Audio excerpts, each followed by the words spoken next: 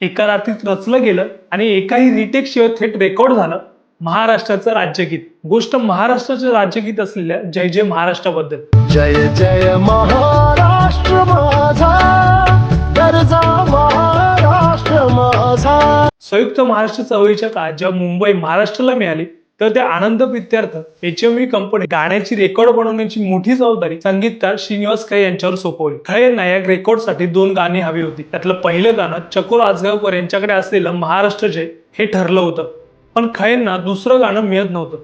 शेवटी त्यांनी कविवर्य राजा बडे यांना नवीन गाणं लिहिण्याची विनंती केली. राजा बडे यांनी अक्षरशः रात्रंदिवस एक करून अवघ्या 1.5 दिवसात जय जय महाराष्ट्र माझा हे गीत लिहून पूर्ण केलं.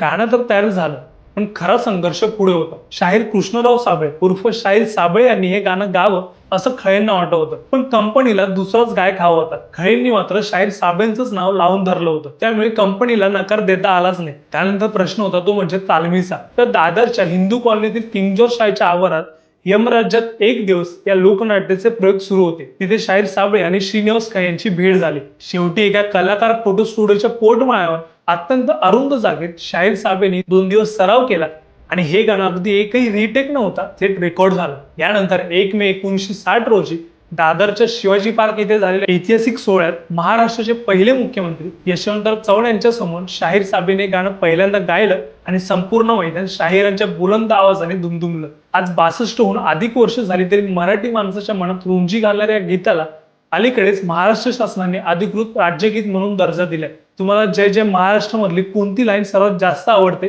नक्की सांगा, आणि व्हिडिओ आवडला असेल तर शेअर करा आणि आचार्य मीडियाला फॉलो करायला विसरू नका.